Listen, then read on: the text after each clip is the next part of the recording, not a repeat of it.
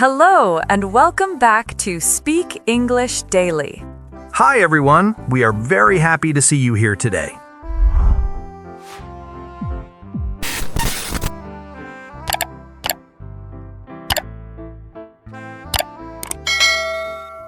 You know, Mike, today's topic is a little different. I've been feeling it since morning. It's not loud, not dramatic, just heavy in a quiet way. Yeah? Heavy how? Like that feeling when nothing is technically wrong, but something feels unfinished, like you're doing life on repeat. Oh, that feeling. Yeah, I know it very well. It's like you wake up, do the same things, talk to the same people, think the same thoughts, and one day you realize, wait, when did the days start blending together? Exactly. And what's strange is from the outside, everything can look fine. Job is okay, family is okay, health is okay. But inside, there's this voice saying, is this it? That voice can be really uncomfortable. I think many people try to ignore it. They keep themselves busy so they don't have to hear it. Yes, busy is a great hiding place. You scroll, you work, you watch something, you sleep. And the voice gets quieter, but it doesn't disappear. You know what triggered that voice for me recently? Something very small. I was standing in line for coffee, and the person in front of me was clearly excited about something, like real excitement, smiling to themselves. That's interesting. About coffee? I don't think it was the coffee, it was their energy. And suddenly I thought, when was the last time I felt that way? Not stressed excitement, not nervous excitement, just alive. Wow, that hits. Because sometimes we confuse being busy with being alive. Exactly. And I don't think people want to change their life because their life is terrible. I think they want to change it because it feels flat. Flat is a good word, like a song with no bass. The melody is there, but you don't feel it in your chest. And here's the part that really gets me. Most people think life change has to start with a huge decision. Quit your job, move to another country, become a new person overnight. Yes, like a movie scene. Big music, big moment. But real life is much quieter. Change usually starts in moments no one sees. I agree. For me, it started with a very small realization. I noticed that every night I said, tomorrow I'll do better. And every morning I forgot what better even meant. That's such an honest sentence. Tomorrow I'll do better. But better how? Exactly. It was just a sentence to make me feel less guilty, not a real plan. And after a while, I started to feel tired of my own promises. That's a painful place to be, when you don't trust yourself anymore. Yes, and that's where emotions really come in.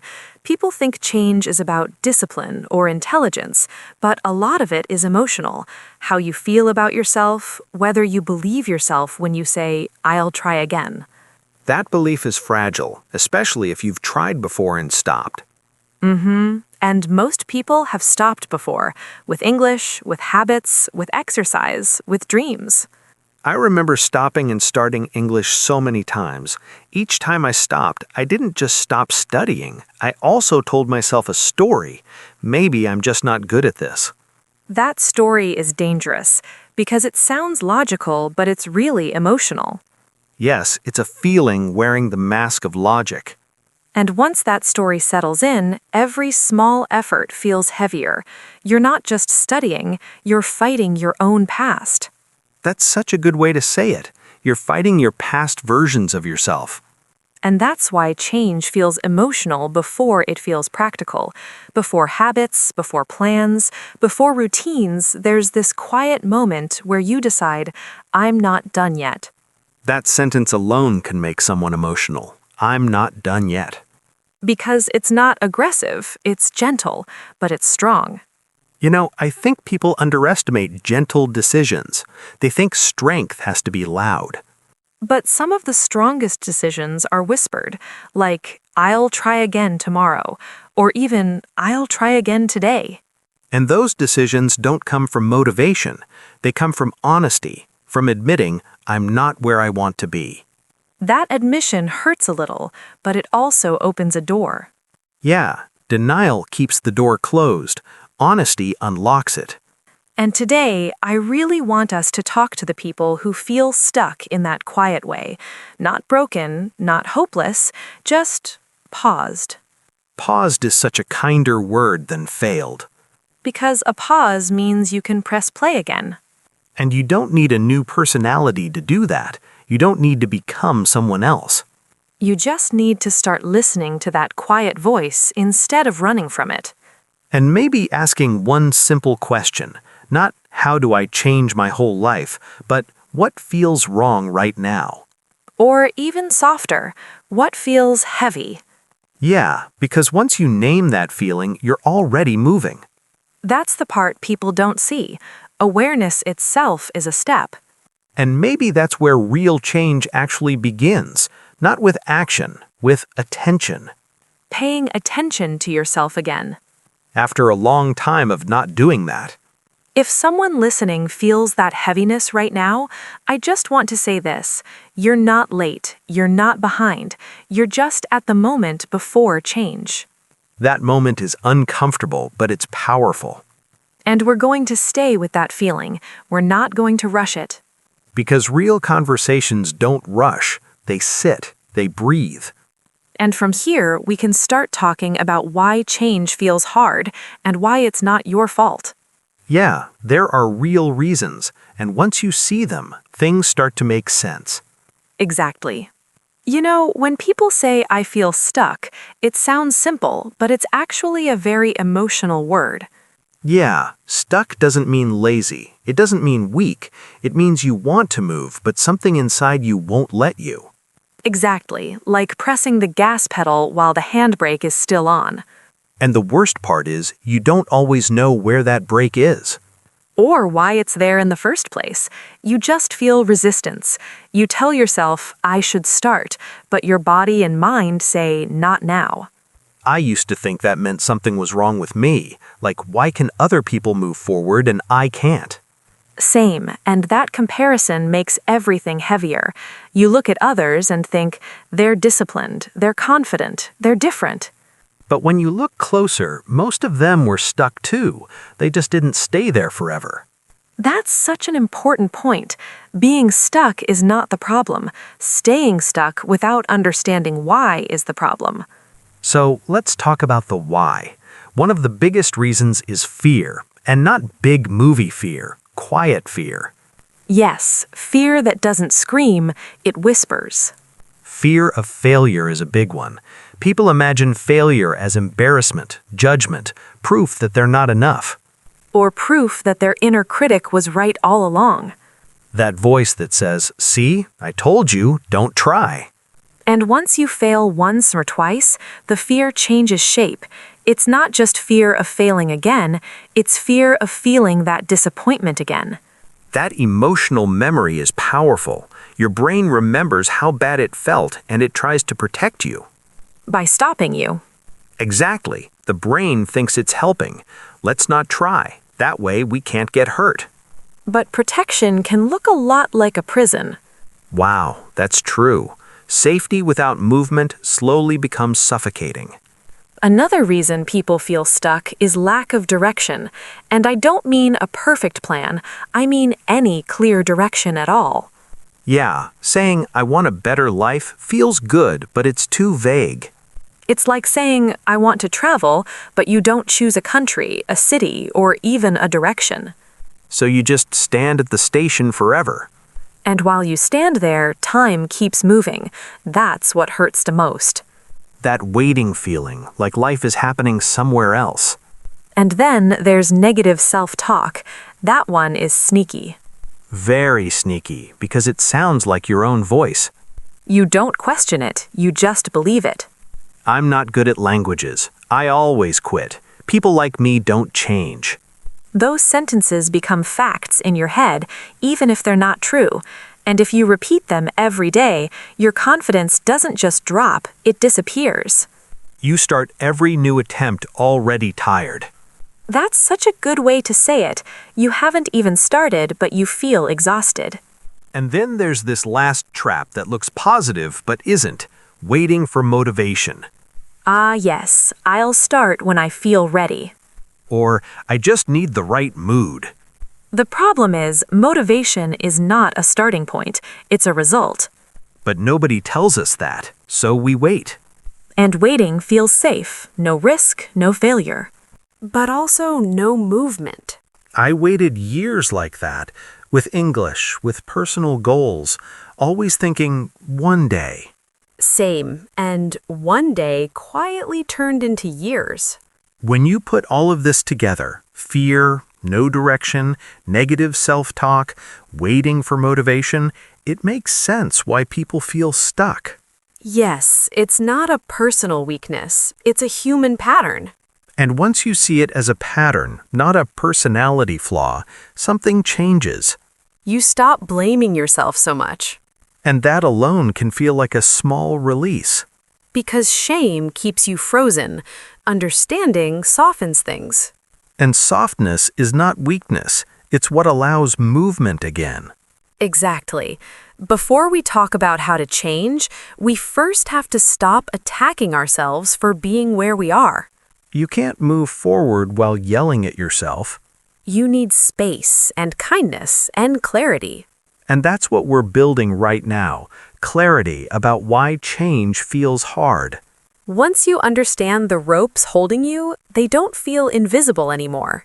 And when they're visible, you can start loosening them, slowly. Not all at once, just enough to take the first step. And that's where things begin to shift.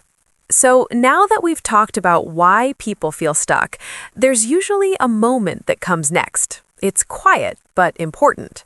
That moment where you think, okay, so what do I do now? Yes, and this is where many people freeze again, because they imagine change as something huge. Like flipping a switch and suddenly becoming a new person. Or waking up one day with discipline, confidence, and perfect habits. Which is honestly exhausting just to imagine. Exactly. And that's why I love the idea of small steps, because they don't scare your nervous system. Small steps feel safe, or at least safer. And safety matters more than motivation at the beginning. That's such a good point. People talk a lot about motivation, but very little about feeling safe enough to start. When something feels too big, your brain says no. When it feels small, your brain says maybe. And maybe is powerful. Very powerful, because maybe leads to action. I remember when I stopped trying to change my life and just tried to change my evenings. That's interesting. What do you mean? I noticed my evenings were just disappearing. Phone, videos, scrolling, sleep, repeat. Yeah, that empty, tired feeling. Exactly. So instead of saying, I'll become a productive person, I said, I'll do one small thing for 10 minutes before bed. Just 10 minutes? Just 10. Sometimes English, sometimes writing, sometimes nothing serious. But the rule was simple. 10 minutes of intention. And how did that feel? Honestly, at first it felt almost too small, like it didn't count. That's such a common feeling. People think small actions don't matter. But after a week, something shifted. I started seeing myself differently. Ah, identity. Yes, I stopped thinking, I'm someone who never sticks to things. I started thinking, I'm someone who shows up a little. That sentence alone can change everything. Because once your identity shifts, habits become easier. This is such an important idea.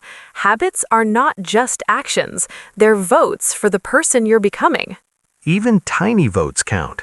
Especially tiny ones because you repeat them. And repetition is what builds trust with yourself. That trust is emotional. It's not logical. It's a feeling. Yeah, it's the feeling of, oh, maybe I can rely on myself again. That feeling is rare for people who've quit many times. And very healing. Let's talk about habits more. A habit is something you do again and again, often without thinking. Like brushing your teeth or checking your phone. Exactly. And the interesting thing is you already have habits. Everyone does. The question is not, do I have habits? It's, are my habits helping me or hurting me? And changing a habit doesn't mean fighting yourself. It means designing something easier. For example, when I wanted to listen to more English, I stopped telling myself, I'll sit and study. What did you do instead? I connected it to something I already did: cooking, cleaning, walking. That's smart. You didn't add effort, you just changed the sound in the background. Exactly. And that's why it worked. No pressure. Pressure kills consistency. It really does. Another thing that helped me was lowering the bar. Yes, let's talk about that, because people hate that advice. They do. They think lowering the bar means lowering standards. But it actually means raising consistency. Instead of saying, I'll study English for 1 hour, say, I'll read 1 paragraph. One paragraph is hard to refuse. And once you start, sometimes you keep going, sometimes you don't. And both are okay. That's the key, removing guilt. Guilt makes habits heavy. Light habits last longer. There's also this idea of becoming 1% better.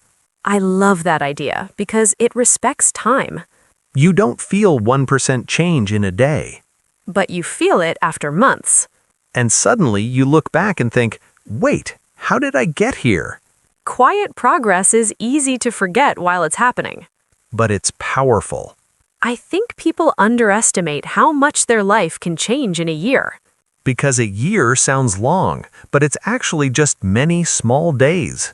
Days where you choose one small action instead of zero. And those choices stack. That's such a good phrase. They stack. And one day you realize you're not forcing change anymore. You're living it. And it didn't start with motivation or confidence. It started with one small, gentle decision.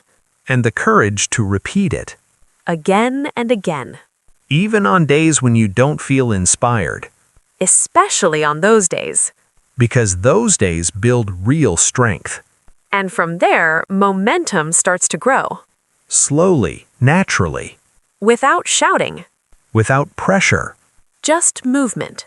Forward movement. You know, once small habits start to feel possible, something else comes up. The way you talk to yourself. Yeah, the inner voice. The one that's always there, even when no one else is. And that voice can either make change lighter or much heavier. For a long time, mine was not very kind. Same here. And what's tricky is we think that voice is just telling the truth. Right, we think, this is just how I am.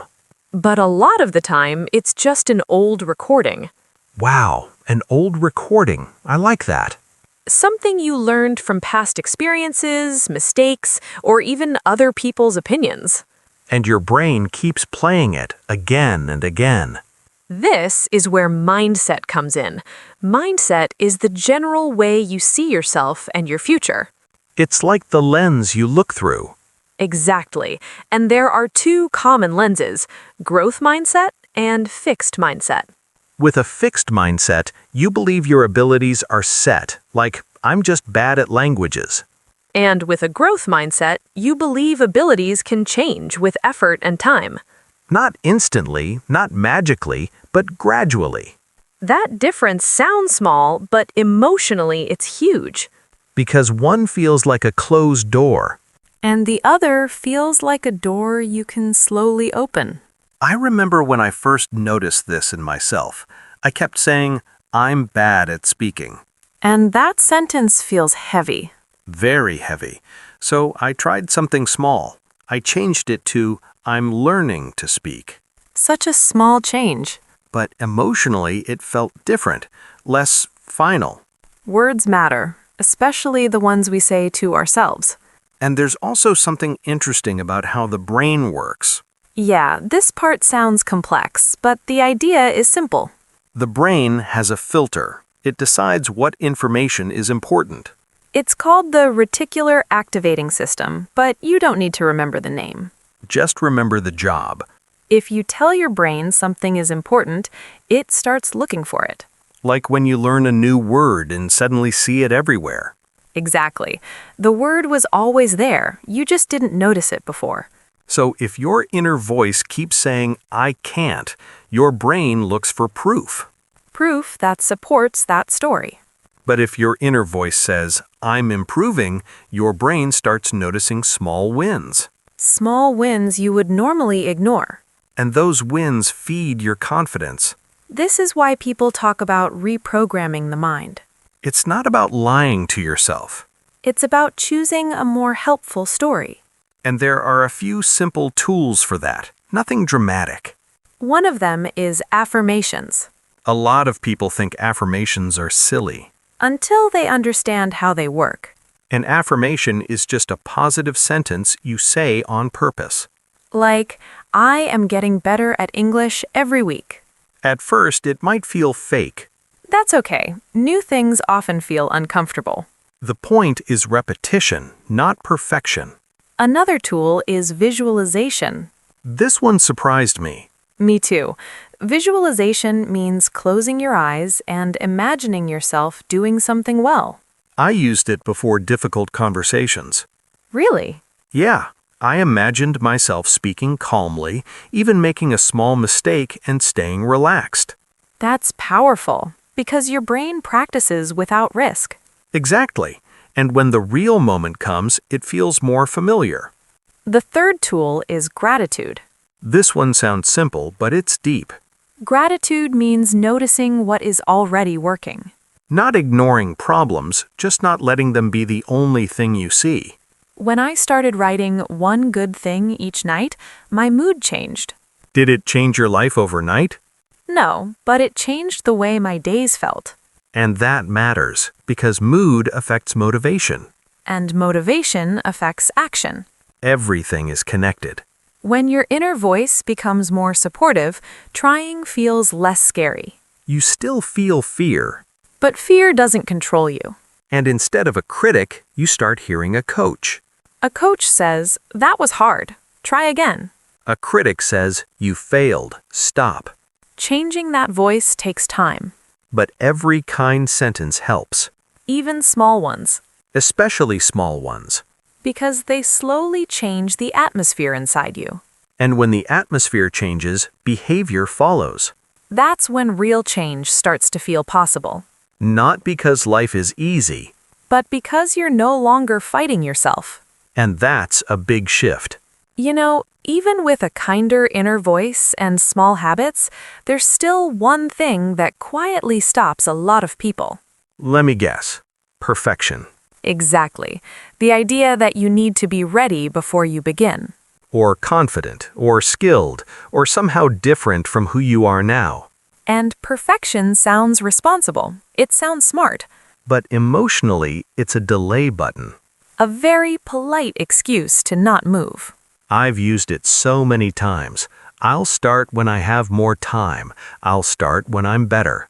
And those conditions never fully arrive. Never. Life stays messy. And waiting for a clean, perfect moment means waiting forever. The truth is, confidence usually comes after action. Not before. It's like standing at the edge of a swimming pool. You don't feel comfortable until you're already in the water. But people keep standing there thinking comfort will arrive on its own. I remember when I first started recording myself speaking English. Oh, that's a vulnerable moment. Very. I hated my voice. I noticed every mistake. Did you redo it again and again? So many times. I wanted the perfect version. And did you ever feel satisfied? No, there was always something wrong. That's the trap. Perfection keeps moving. One day, I just said, this is good enough. That sentence is powerful. It felt scary, but also freeing. And what happened? Nothing terrible. The world didn't end. That's usually the case. Some people even said they liked it because it felt real. That's something people forget. Imperfect often feels more human. And more relatable. There's a sentence I love. A messy start is better than a perfect one day. Because one day often means never. Exactly. Action creates momentum, Momentum is that feeling when movement becomes easier. like pushing a bike. The first push is the hardest. After that, you just guide it. And momentum is emotional too. Yes, it gives you hope. It says, see, you're moving. That feeling can change how you see yourself. That's why tiny actions matter so much. They create proof, Proof that you can act. even when you don't feel ready. So here's a gentle challenge. Just one. Think of something you keep postponing Something small, not a life decision. and give it 5 minutes. Only 5. No pressure to finish, just begin.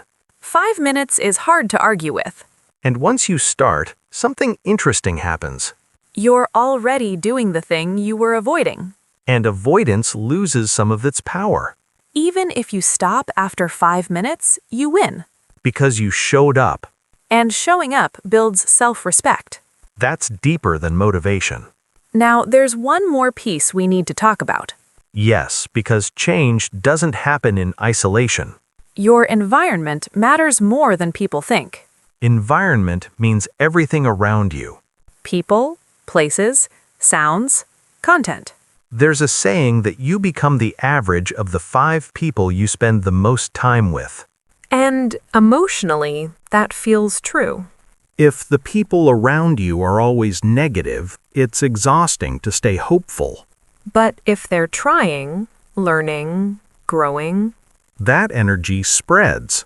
even quietly, When I joined a small online study group, everything changed. not because English became easy. But because quitting became harder. That's such an important difference. Support doesn't remove difficulty, it reduces loneliness. And loneliness makes everything heavier. It's not just people, it's also what you consume. Your information diet. Just like food, some information feeds you. And some drains you. Endless negative news, drama, arguments. They leave you tired, even if you didn't do anything. Choosing better content is an act of self-care. A quiet one. And when your environment improves, action feels more natural. You don't have to fight yourself as much. Because the world around you is supporting movement. Even small movement. And that's how change becomes sustainable, Not forced. but supported. Before we end, I feel like we should slow down a little. Yeah, this feels like a moment to breathe. We shared a lot today. Ideas, emotions, memories. And when there's a lot, it helps to gently organize things in your mind. Exactly. So let's do a calm word walk. Not a test, just a soft review. Let's start with a word that came up many times. Stuck. Stuck means you want to move forward, but something is holding you back. Like saying, I feel stuck in my routine, or I feel stuck with my English. It doesn't mean you're broken. It means something needs attention. Then we talked about fear of failure. Failure means something doesn't work the way you hoped. Fear of failure is being scared to try because you might not succeed. Like, my fear of failure stopped me from speaking English. Or fear of failure kept me in the same job for years. Another important word was direction. Direction is knowing where you're going, even a little. You can say, I want to change my life, but I don't have direction. Or, this small habit gave me direction. Then there was negative self-talk, That's the voice in your head that's unkind. like saying, I'm not smart, or I always fail. And we talked about changing that voice, slowly. Next was habit. A habit is something you do again and again, almost automatically. Listening to English podcasts is my new habit. Or checking my phone in the morning is a habit I want to change. Habits shape identity. Identity is how you see yourself. Like, I see myself as a learner now. Or, my identity changed when I started showing up for myself. Then we had mindset. Mindset is your general way of thinking about your abilities and future. With a positive mindset, challenges feel possible. With a fixed mindset, everything feels final. And a growth mindset says, I can improve. Even if it's slow. We also talked about affirmation. An affirmation is a positive sentence you say on purpose. Like, I am getting better every day. It's not magic, it's practice. Visualization was another one. That's when you imagine yourself doing something well. Like, imagining yourself speaking calmly. And gratitude. Gratitude is noticing what is already good. I'm thankful for one small win today. Gratitude doesn't erase problems. But it softens them. Then there was momentum. Momentum is the energy that builds when you keep moving. Once you start, it becomes easier to continue. And finally, environment. Environment is everything around you. People, content, places. Changing your environment can change how hard things feel. Even before you change yourself. If you didn't remember every word, that's okay. You can listen again. Or choose one word and make your own sentence. Say it quietly. Or write it down. That's real practice. And before we say goodbye, I want to say this. If you're listening and thinking, I should be further by now, Please be gentle with yourself. you're not late. You're learning. And learning is not a straight line. Small steps still count. Even quiet ones. Even imperfect ones. We believe in steady progress. And in you. Keep going. One small step at a time. We'll see you again soon. Take care. Bye for now.